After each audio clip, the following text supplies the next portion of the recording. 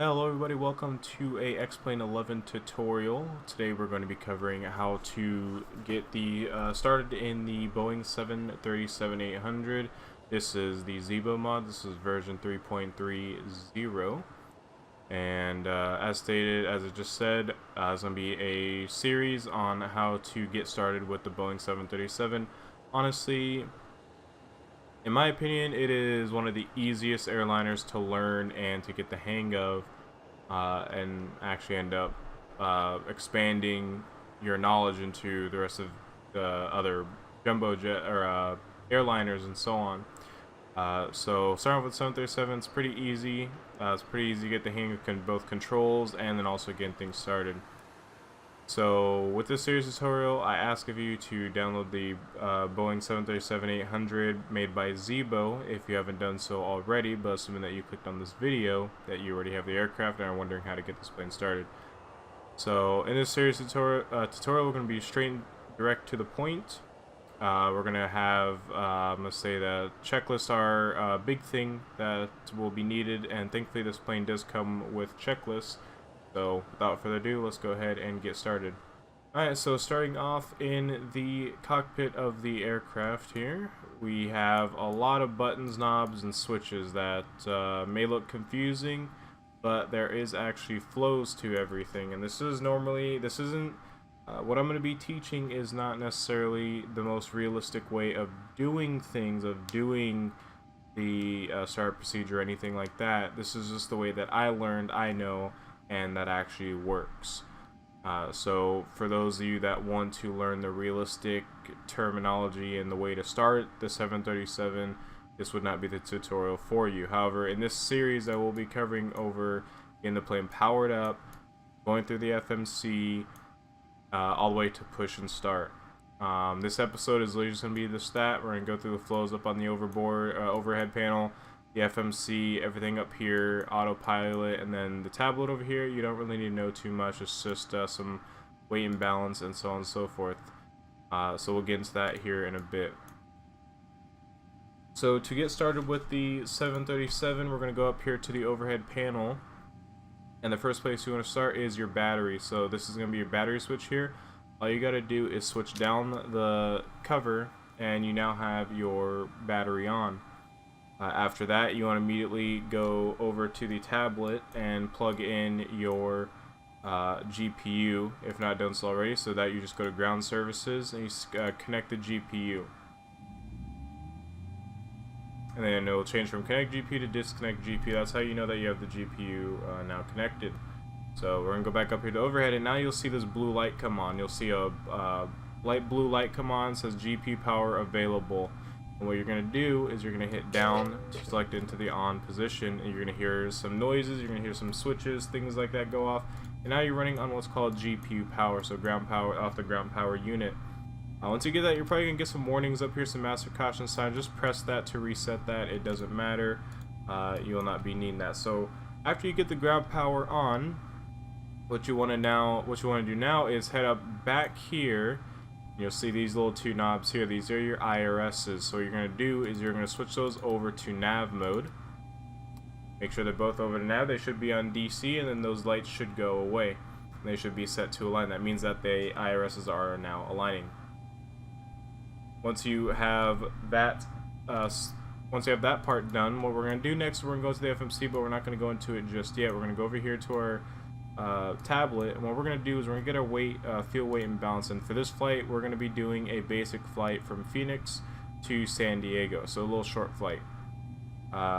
So the payload you can set to whatever you want.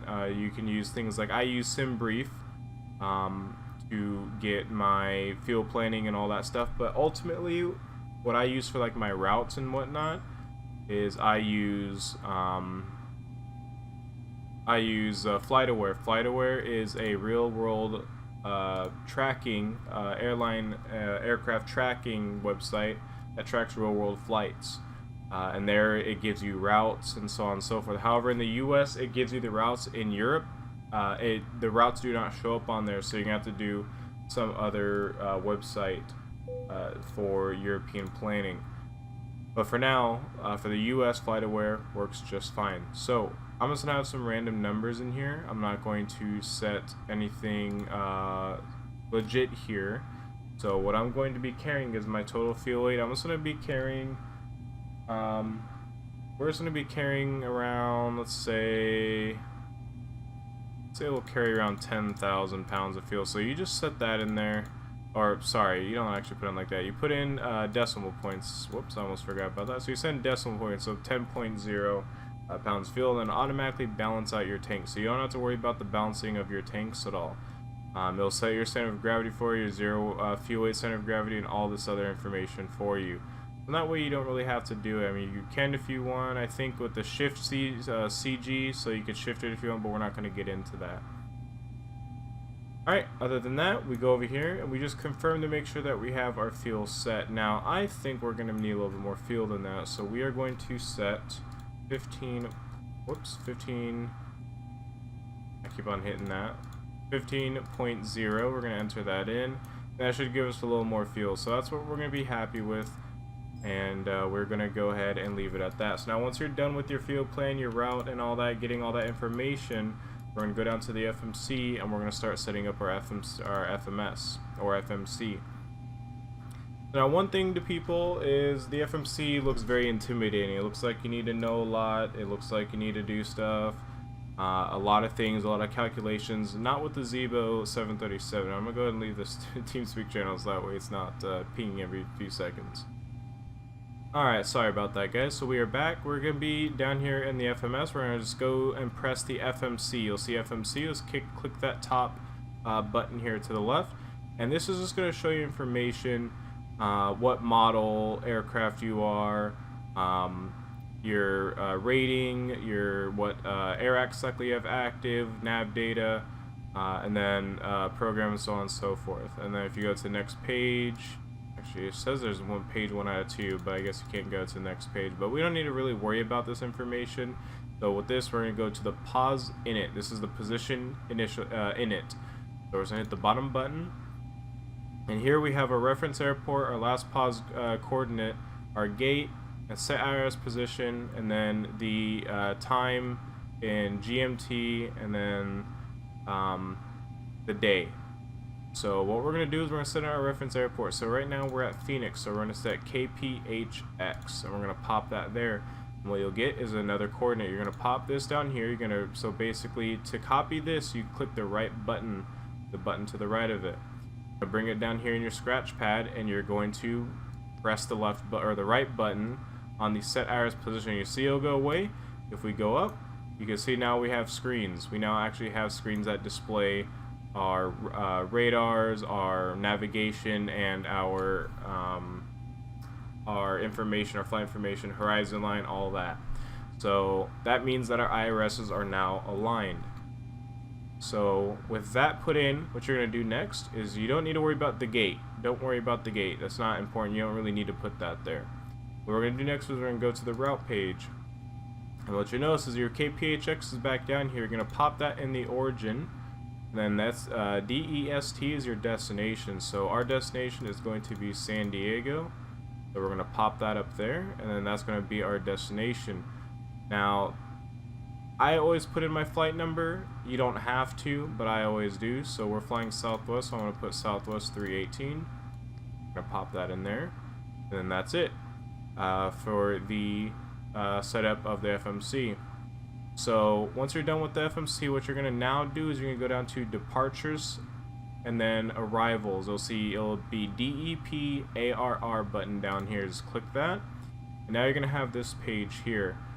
First, what you want to do is configure your departure. So we're going to configure our departure, and we are going to depart on the of course your guys will be different, but mine is going to be let's see here, let me go ahead. I think it's going to be the Firebird 1 arrival. Let me just double check real quick.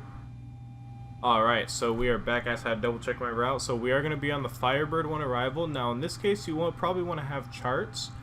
There are free charts. There's aircharts.org, which is what I used to use, and there's probably some other places. If you want to pay for charts, you can use what's called Navigraph. It's a monthly pay. I use it myself, and it has some really good charts. It even has flight tracking where you can actually see yourself on these charts on like a live map, so it's pretty cool. So we're going to choose the Firebird one. So to choose your SID, your standard instrument departure, you're going to click the left button, and then what you'll see is now all those options are gone. You'll be set with probably a few options. With this departure specifically, I only have the Mohawk transition, so that's the one I would select.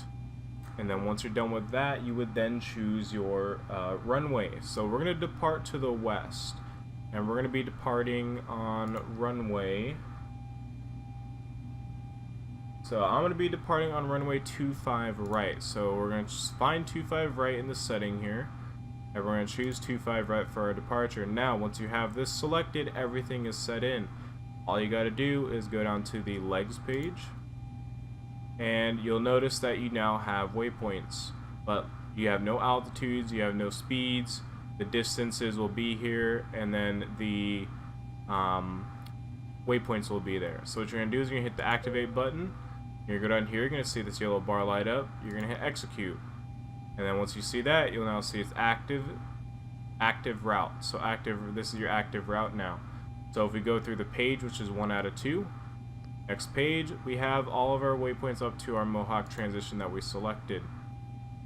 So now what we are going to do is we are going to go back to the departures and arrivals, and then we're going to go to the Ksan arrival, which is for San Diego, and we're going to be on the Lucky 1 arrival. But first, one thing that we got to also mention, and also one thing you guys may be asking, is how do you enter in airways and other waypoints that aren't SIDs and aren't SIDs and stars.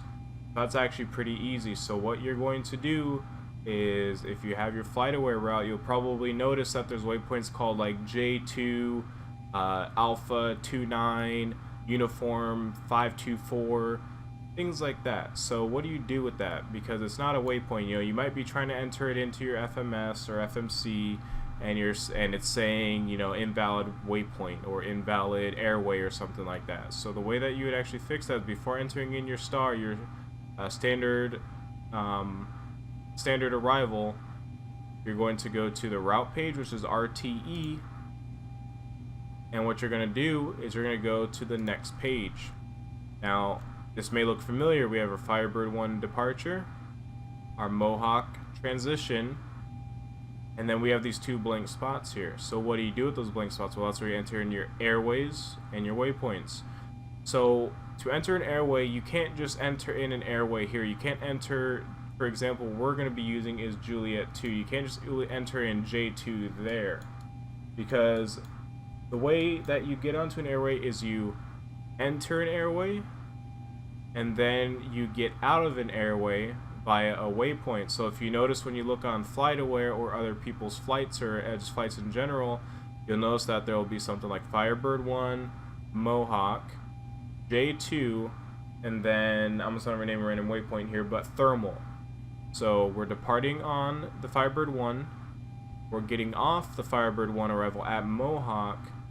From there, we're entering the Juliet 2 airway, which consists of multiple waypoints, and then we're getting off at the end of the Juliet 2 airway via this waypoint.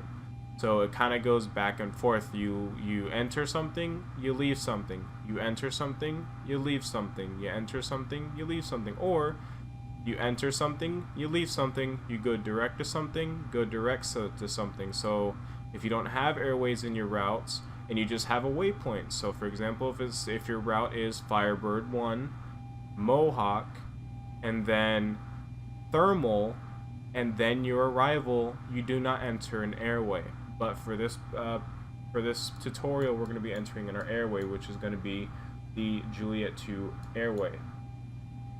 So what I'm going to do is I'm going to enter in J2, pop that in there, and we're going to be getting off of the Juliet 2 airway.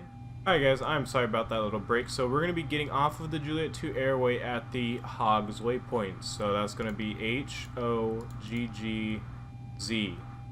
We're going to pop that in there, and then there we have a complete almost a complete route. We're getting onto a waypoint. We're getting off of our SID via Mohawk. We're entering Juliet 2, and then we're getting off of Juliet 2 at Hogs, and then we're going to start our star. So now what we can do is we can execute that, go back to our departures and arrivals, go into arrivals again, and now we can choose our star. Our star for my flight is going to be the lucky one, and then we could choose the, let's see, we are going to choose the Hogs waypoint, or the Hogs transition. So the Hogs transition is now set, and then we're going to choose our approach. So now your approach depends on the airport. Some airports have ILS as an instrument landing system, which will guide you into the runway. Some have RNAV, which is just going off of waypoints. I don't use RNAV very often, but some airports do require RNAV. And what we're going to be flying today is a localizer. So I cannot show you guys the ILS this flight, but I can run through how to get the ILS. But today we're going to be running the localizer approach for runway 27. Maybe we'll do another full in-depth tutorial for the ILS, but for now we're going to do localizer, and I'll do my best to explain an ILS approach once we come in onto the localizer for 27. So we're going to select that. And now you're going to notice you have a different, you may or may not have another waypoint showing up here. So this is the approach transition. This is the arrival transition. This is the approach transition. Basically what this is it's an extra waypoint when entering the approach. You're transitioning from your arrival to your approach. And this is, you don't necessarily need this, but sometimes it's helpful to add a little more guidance in your route. So for this tutorial, I am going to be putting in Lindy for our approach transition, and once you're done, the GS here, you don't have to worry about it, or the glide slope. This is the glide slope, this is a localizer. We are going to be doing the localizer approach, so we are not going to use that. So if we go down here, we can go ahead and execute that. Actually, you know what? We're going to go ahead and turn that on, actually. We're going to do the ILS approach, because the localizer approach, basically what a localizer approach is an ILS without the glide slope. That's pretty much all it is, and I'll explain that when we get there. So we'll actually be doing a glide slope, or the full ILS approach, if this works. But once you're done, yellow bar lights up, or the yellow light lights up. You're going to hit execute. Everything will show as active. We're going to go back to the legs page. And this is where you want to make sure your route is cleared. You don't want to just execute that and then think everything is fine and dandy. No. What you want to do is you want to go through your route by hitting next page, and it'll also show again the page number up here. So now what you want to look for and what you want to get rid of is discontinuities.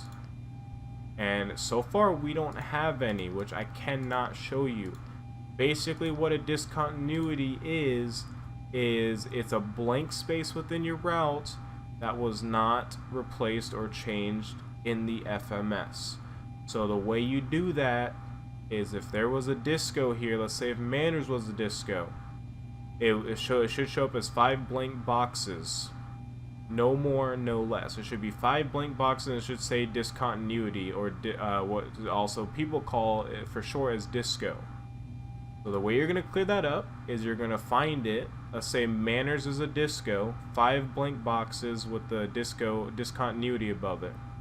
What you're going to do is you're going to take the route below it, to the left, hit the left button.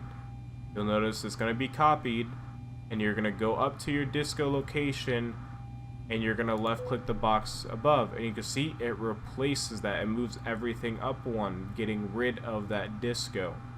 But since Manners was part of my route, I'm going to go ahead and erase that change. Now a vector. What is a vector? So a vector will be on your route just like a disco. Now in my personal opinion, you should get rid of them. They're basically the same as a disco, they're just known as vectors. They're the time to expect, they're show the pilot when to expect vectors from ATC, but if you're flying offline and not on BATSIM, then you might want to get rid of it. Even on BATSIM, you might still want to get rid of this, as I do. So same exact concept. If Vita is a vector, it's going to say vector on there.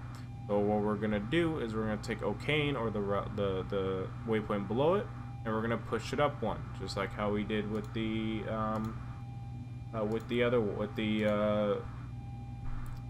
disco that we did. So pretty basic stuff, not that hard. So now what you want to do is, once you get all those changes, you want to hit execute, and your route will then be good. So other than that, that's your route plan for your flight. So now, how do you get the altitudes and how do you get the speeds? Well, let's go ahead and go through that. So once your plane is finished aligning the IRSs, what you want to do is you want to go to init reference page. Inside the init reference page, this is where maybe some people think they have to do a lot of math and find calculators online and things like that. With the Zibo 737, you don't have to go anywhere for that. The plane will do it all for you. So what you need to do is, for the gross weight, just click the left button.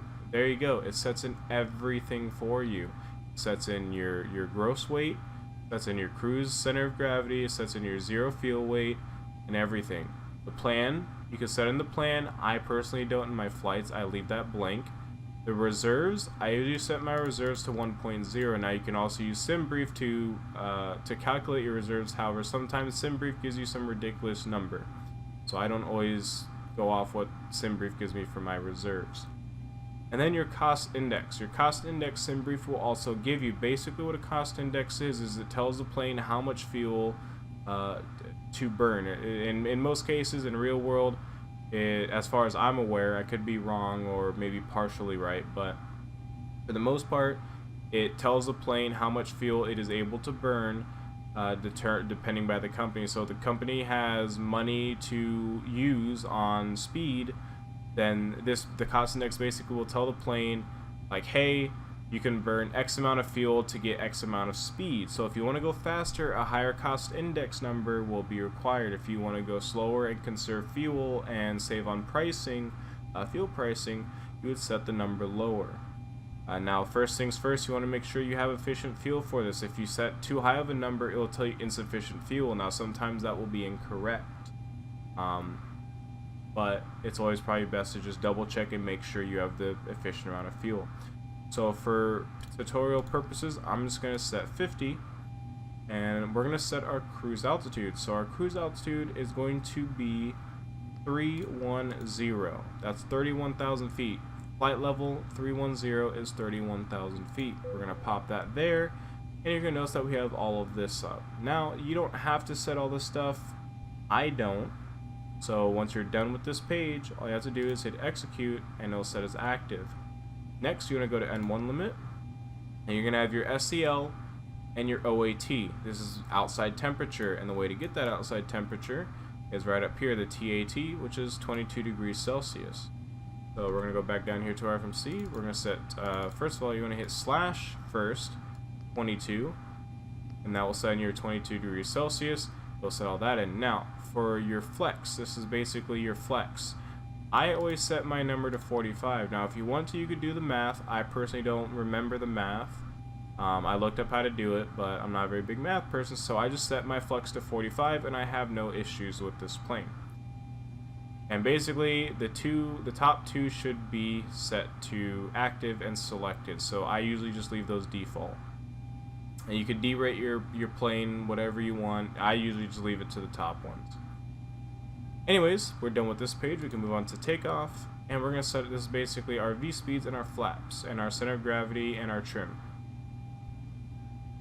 So now that we're on this page, I'm going to set my flaps 15 for takeoff, 15 degrees for takeoff. If you don't know what degrees you choose, usually 5 to 15 is your usual, is normally the takeoff in real life. So here's your degrees. So you got 0 degrees, 1, 2, 5, 10, 15. So I'm going to set 15 degrees for flaps for takeoff, and the way to get your center of gravity is, again, just click the left button and it will calculate everything for you. There's your trim, and all you got to do for your V speeds is they show up right there. All you got to do is hit the right buttons and it sets them in for you.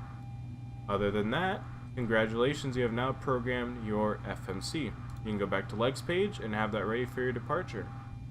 Next, what I always like to do is I always like to set my trim to, let me just see what it was again because I already forgot it, 3.05. So pretty much it's going to be set to 3.0 or close to that.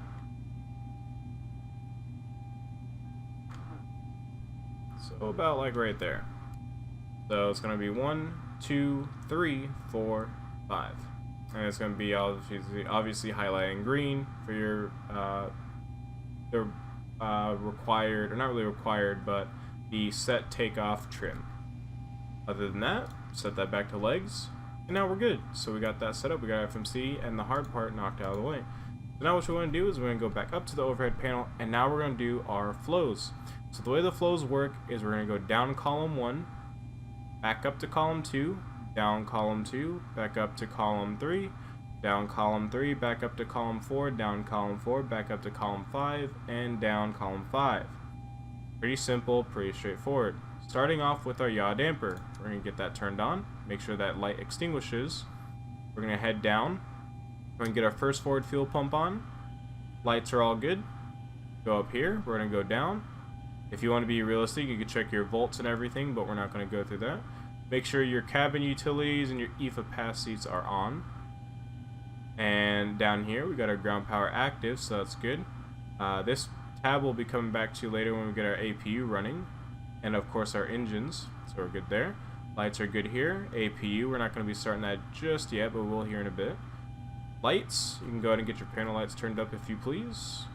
Go down here. We're going to get our emergency exit lights armed. We're going to get our fastest seatbelt signs on. We're going to continue down. Engine switch is good. Engine starts are set to both.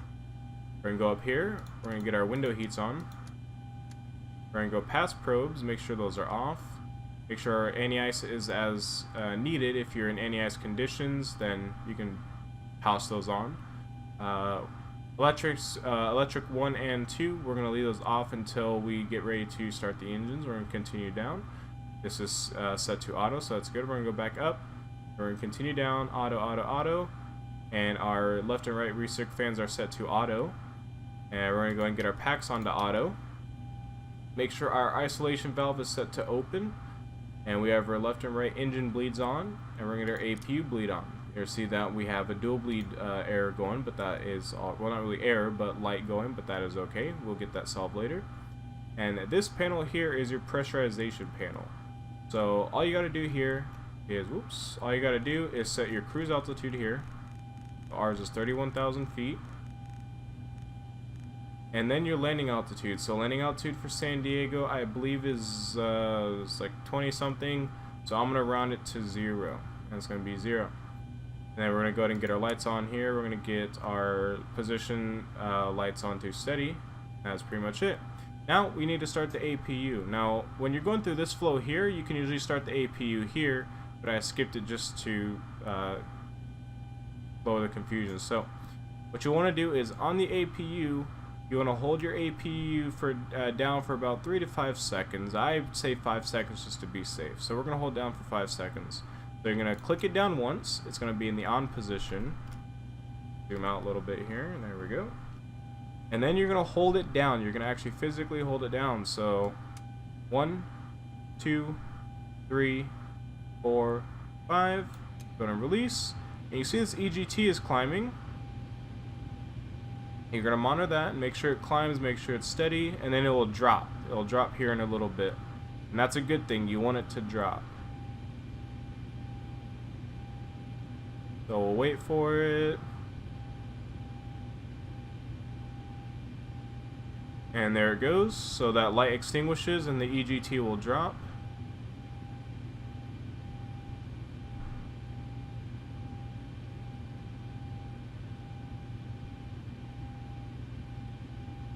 And once it idles around about 400 to 500, what you want to do is, I think it's in the hundreds, it should be hundreds, yeah. So 400 to 600, you'll then get this light to pop on, so your APU, so about 500, it'll idle, and there, now you have this new light lighting up.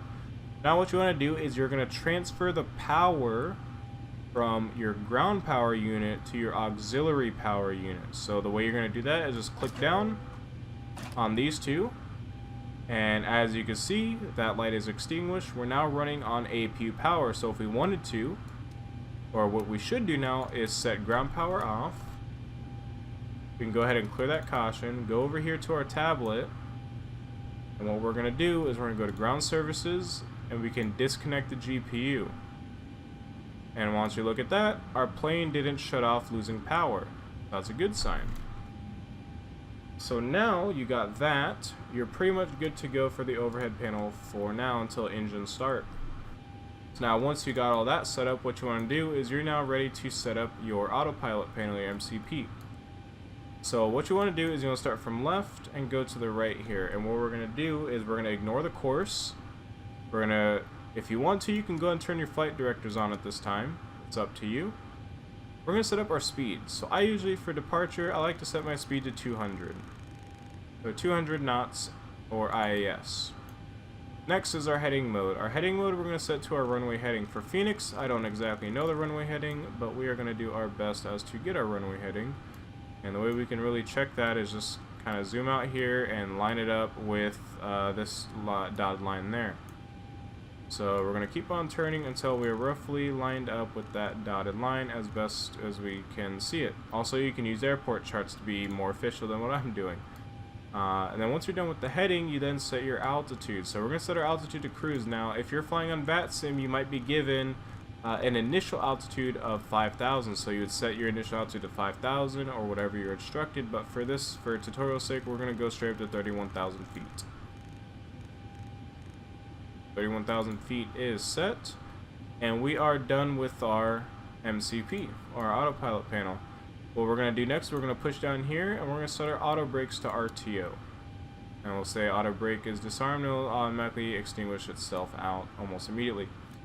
So now, next, if you really wanted to, you can set up your radio panels and your squawk code if you want to be realistic. Basically, what you do is you set your radio. This is your radio net, or your radio communication.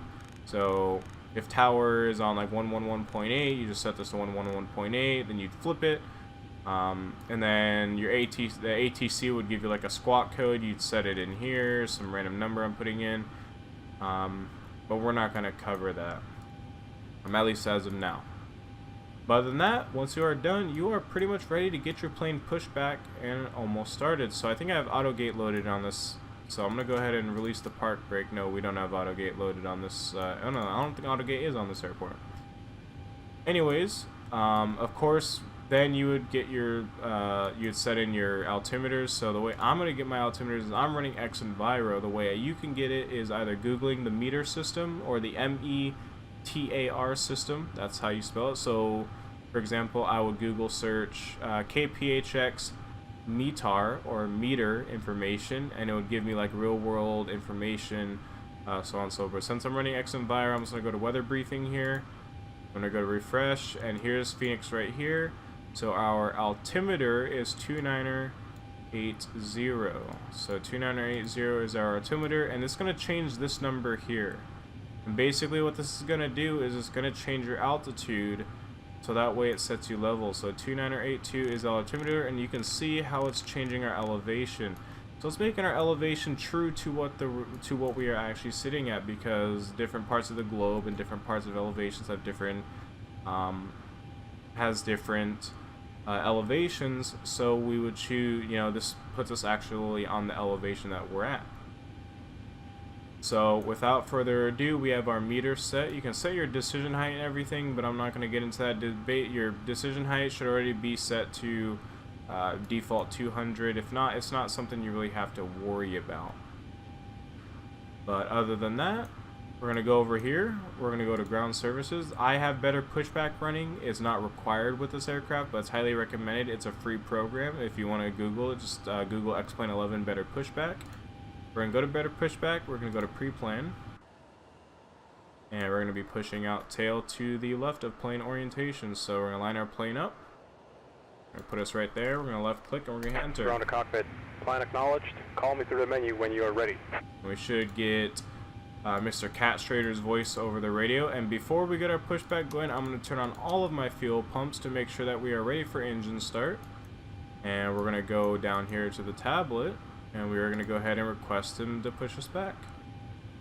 And your sim might freeze up a little bit here. It's fine, it's just loading and all that stuff, so don't worry about that. We got our tow driving up here, and then this will be the engine start. Alright, so my better pushback is not working at all, so I had to teleport us back using the map. But without further ado, that does not stop us. So when you are pushed back, or during your pushback, you're gonna be cleared to start your engines. If you're running better pushback, your the tug driver will tell you you're clear to start engines.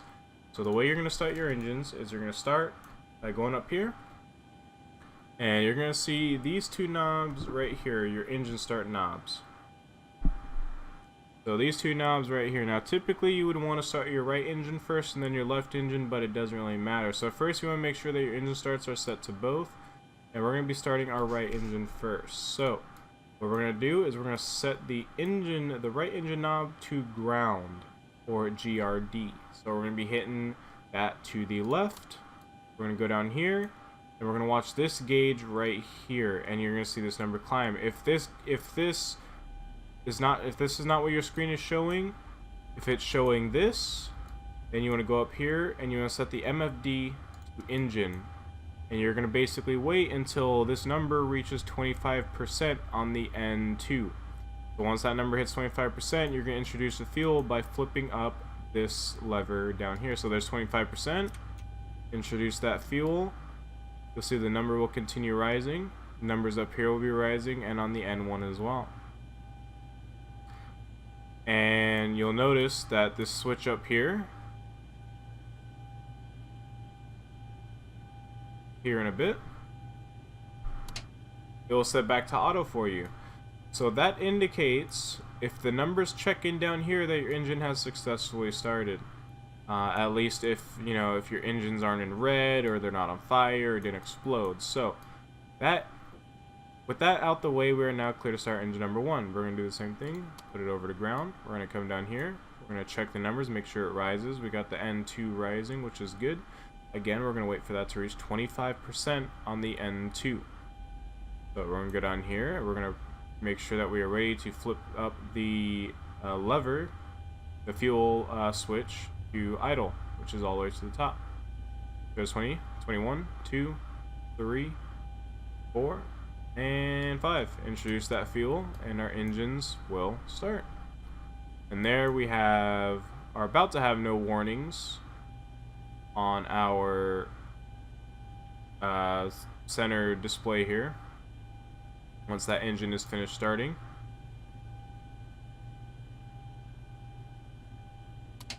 There it goes to auto, and there goes that last warning. So you're pretty much clear. So make sure that you have no warnings across your displays here. Gears down through green, all that good stuff. So once your engines are started and stabilized, you can wait for them to warm up and make sure they're at even numbers. Make sure that one isn't higher than the other, so on and so forth. But once that is good to go, we're pretty much all set. Let's go up here, and we're gonna get our taxi light on, and we're gonna get our, if it's nighttime out, you can get your logo light, wheel light on. But what you want to do after this is you're going to go up here to the overhead panel, and you want to switch these two switches, these outer switches. This is going to switch it from APU power to engine power now. They're engine generators. So we're going to flip that and flip that. Those two lights come off. The APU gen comes back on because you are no longer running on APU power. You're going to go up here and get your probe heats on. You're going to go and get your electrical switches on. You could also do this right before you push back to get your electrical switches on. I forgot to do that, but that's because we didn't do the pushback and kind of made me skip a few steps in my flows. But other than that, you got those, and you'll come back over here. You want to get your packs turned back on to auto, turn off the APU bleed, and turn off the APU, as we do not need APU. We're not running on APU power anymore. And once you got that, as you can see, we have no more warning red or orange lights up here. Everything is cleared and good to go. We're going to go back here. We're going to go and set our flaps for takeoff, which is 15 degrees. So flaps 15 degrees is set. Our flaps are traversing.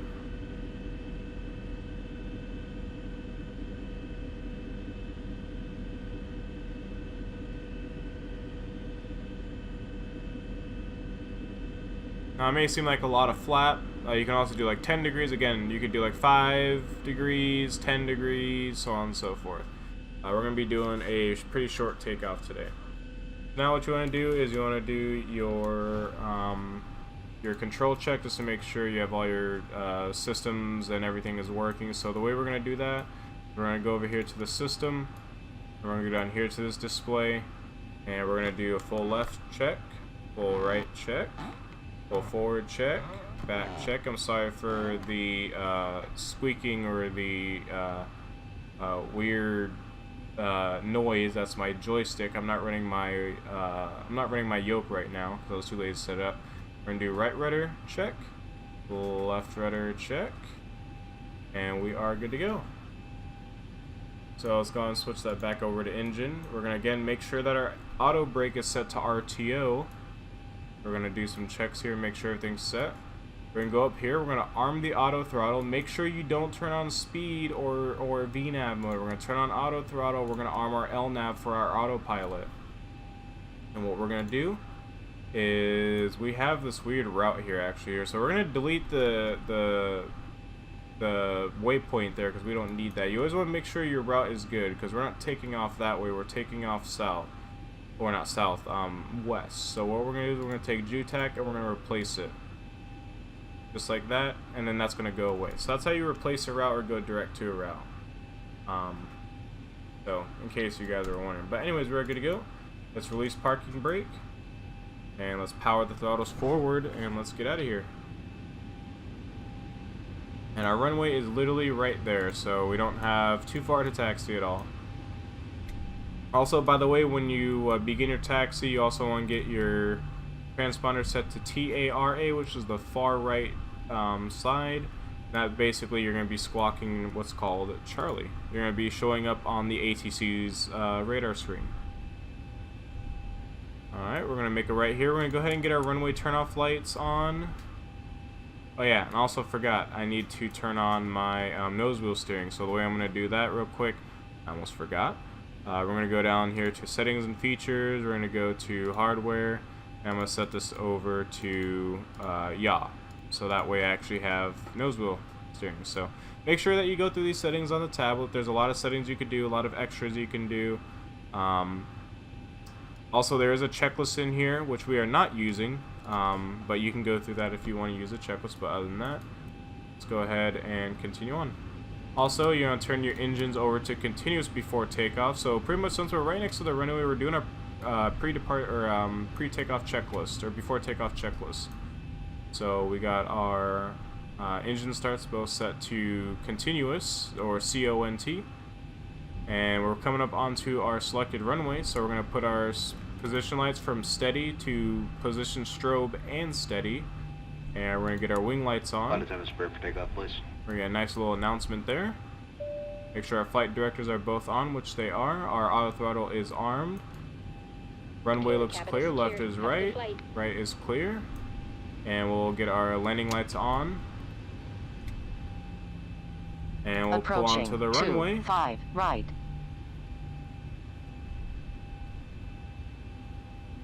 And we are pretty much here. So that's basically the taxi and the pre-takeoff checklist. So now that we are on the runway, I'm going to go and cut the video here, and you guys are going to have to tune in to on the runway next 25 right. You guys are going to have to tune in to the next tutorial on the departure. So on that, guys, hope you guys enjoyed. Hope you guys have learned a lot. I hope I'm understanding. I hope you guys understand what I'm saying. I hope you guys are able to get what I'm doing and understanding the flows and everything. If not, you can leave a comment and I'll try my best to answer and help you guys out. Other than that, guys, hope you guys enjoyed, and I'll see you guys in the next video.